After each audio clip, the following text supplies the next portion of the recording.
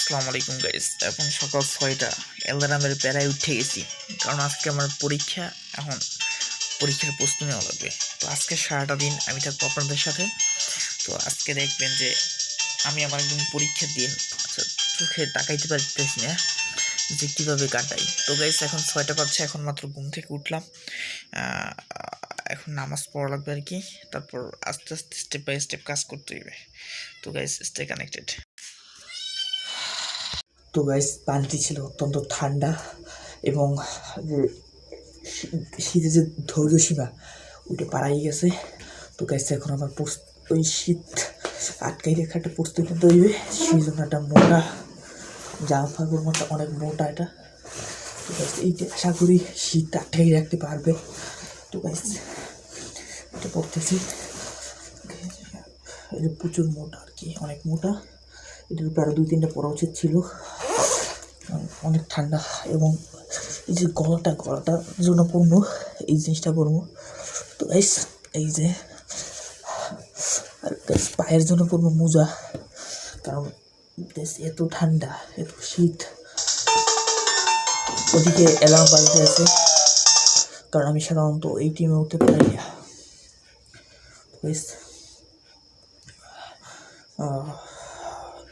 এত ঠান্ডা কি বলবো, মনে হয় কত ডিগ্রি। কি রে ভাই,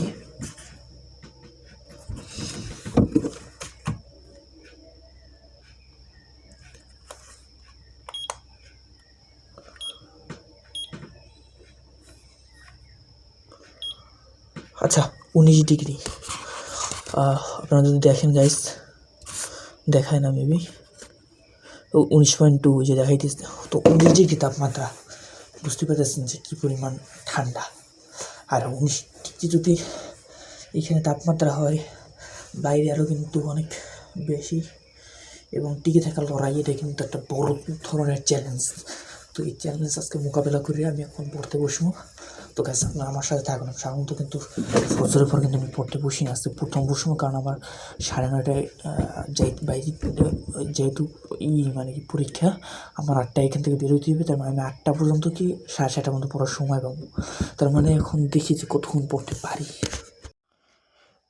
তো গাইস লেখাপড়ার পরে আগে একটা কাজ আছে, সেটি দিচ্ছে আমার টেলিগ্রাম ফ্রিল্যান্সিং।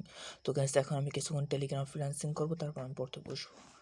কারণ টেলিগ্রাম ফ্রিল্যান্সিং না করলে পর আমার যে টাকা পয়সা ওইটা কিন্তু পাওয়া বন্ধ হবে। টাকা পয়সা পাওয়া বন্ধ হলে আমার লেখাপড়া আলটিমেটলি বন্ধ হয়ে যাবে। কিন্তু এই জন্য আগে টেলিগ্রাম ফ্রিল্যান্সিং করতে হবে আমার।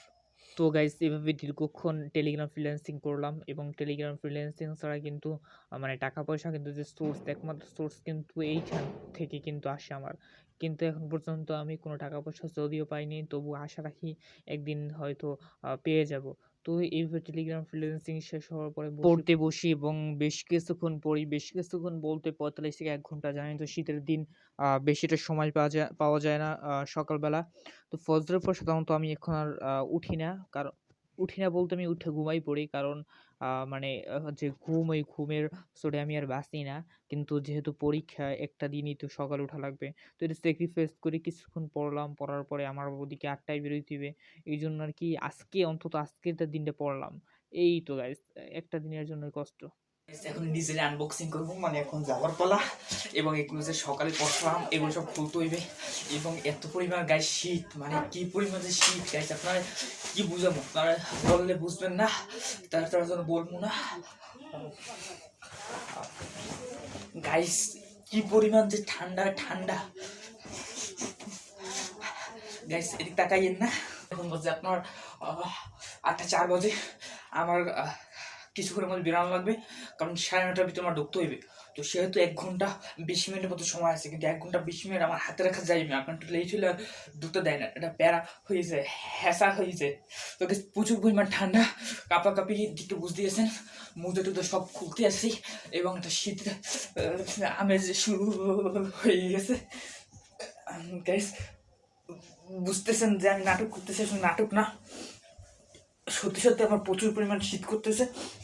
অ্যান্ড এই শীতের মধ্যে টিকে থাকার লড়াইয়ে বরিশাল যাইয়ে তারপর ক্লাস মানে পরীক্ষা দেওয়া, এটা আমি জীবনে এত সকালে যাইনি। তো আজকে এই যে প্রতিকূল পরিবেশে খাপ খাইয়ে নেওয়ানোর জন্য যাইতে হইবে। তো গাইস আলটিমেটলি শার্টের প্যান্ট পরা শেষ, এখন আমার সোয়েটার পরতে হইবে, কারণ এই শীতে এটা যদি না পড়ি তাহলে আমার টিকা প্রায় অসম্ভব হয়ে যাবে।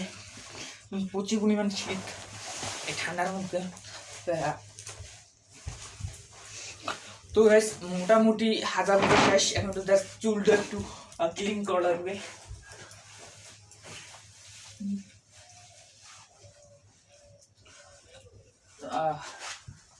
অলরাইট, চুল ইজ ওকে। দেন এখন আমাকে টাকা পয়সা লইতে হইবে। দেখেন 50 টাকা নোট লইলাম, পকেটে কিছু খুচরো আছে, আর রাতে মোটামুটি হয়ে যাইবে।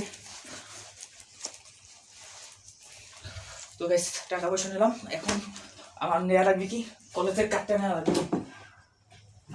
কলেজের কার্ডটা নিলে বাসে অনেক সময় হাফ বাড়া রাখতে চায় না গাইস, তো হাফ বাড়ার জন্য হইলো কার্ডটা সঙ্গে ক্যারি করি সবসময়। আমি বই নিতেছি কারণ গাইস যারা ব্রিলিয়ান্ট স্টুডেন্ট তারা কিন্তু বাসে পড়ে, বাসে কিন্তু না পড়ে বসে থাকে না। তো আমার বাসে পড়ার জন্য হইলো বা দেখানোর জন্য হলো বই নিতে হবে। তো বই নিলাম, খাতাও নিলাম। অলরাইট, চেনকে আমার আটকাতে হবে, আটকাইলাম। ওকে, দেন এখন সময় হয়েছে বেরোনের বাসা থেকে। আর আমার আটা জিনিস নইতে হবে, সেটা যাই 2 কানের মধ্যে 2টা দেওয়ার জন্য ওটার কি বলে বেশ ভারী, কারণ 2টা বই নিয়েছি, 2টা খাতা নিয়েছি। তো গাইস পরীক্ষার প্রস্তুতি এই আমার দেখলে এতক্ষণ আমার পরীক্ষার প্রস্তুতি এবং সকাল থেকে মোটামুটি পড়ছি, এখন বেরোবো। গাইস এখন 8:20 আমি ইটের রাস্তা যেটা আছে সেটা ছাড়াই এখন আছি পিসের ঢালার রাস্তায়, প্রায় কাছাকাছি বরুপাশার কাছাকাছি, মানে এখন 5-8 মিনিট লাগবে। তো গাইস পরীক্ষা দিতে যাই যে ভ্লগ করার বিষয়টা, এটা কিন্তু এর আগে, এটা কিন্তু নতুন নয়, এর আগে কিন্তু আপনারাও দেখছেন। মানে পরীক্ষা দিতে যাইয়ে কিন্তু এর আগেও অনেক মেয়েরা সাধারণত মেয়েরা ব্রিলিয়ান্ট, ওরা পরীক্ষা দিতে যাইয়ে ভ্লগ করে। তো আমিও কিন্তু 2021 সালে যখন লাস্ট এসএসসি পরীক্ষা দিয়েছিলাম তখন এই পরীক্ষা যেয়ে ভ্লগ করছিলাম। তো এখন আবার করতেছি, কারণ দীর্ঘদিন পরীক্ষার ব্লগগুলো করা হয় না, এবং চিন্তা করছি যেহেতু অনেকদিন পর পরীক্ষা দিতেছে তো ক্লাস না করিয়া তো একটা ব্লগ করি। তো আজকে আমার পরীক্ষা বিষয় হচ্ছে electrical installation planning and estimating. তো এই পরীক্ষা যে প্রস্তুতি বলতে প্রস্তুতি আর কি গাইস, দেখি এখন যা পড়ছি, এখন কিছু আসে তো লিখমু, না আসে নাই। তো গাইস সে রিভিউ দিব, মানে স্টে কানেক্টেড। বরুপাশা বাজারে প্রায় 5-10 মিনিট ওয়েট করতেছি, বাস আইতেছে না, তো বাসের জন্য অপেক্ষা। এখন কোথায় বাসায় জানি না গাইস। বাস দিয়ে নামলাম এবং এইখান থেকে অটোতে বাংলা বাজারও নামলাম। এখন পলিটেকনিকের উদ্দেশ্যে হাঁটতেছি। এইখান থেকে যাইতে মোটামুটি 7 থেকে 10 মিনিট সময় লাগে। তো যাইতে ওইখানে যাওয়ার পর যদি পারি ভিডিও করবো, আর যদি না পারি পরীক্ষা কেন্দ্রে ঢুকবো guys. I am right now Rupatali guys, পরীক্ষা শেষ এবং আমার ওই পরীক্ষার হলে যাওয়ার আগে মানে আমি ভিডিও করবো করে আমার মনে নাই, এবং বাইরেই এমন নাই আমার এই আইতেছি যখন, তো অটোতে আমার মনে পড়লো যে ভিডিও করতে দেবেন। তো গাইস যদি বলি যে পরীক্ষা কেমন হয়েছে, তাহলে পরীক্ষা মোটামুটি ভালোই হয়েছে, মোটামুটি না ভালোই হয়েছে আর কি।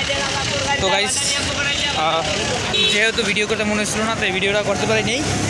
তো গাইস পরীক্ষা শেষ, পরবর্তী যখন পরীক্ষা হইবে ইনশাল্লাহ আবার একটা ব্লগ হইবে, ছোটোখাটো একটা ভিডিও হইলে আর কি। এবং গাইস যেটা হচ্ছে বড় কথা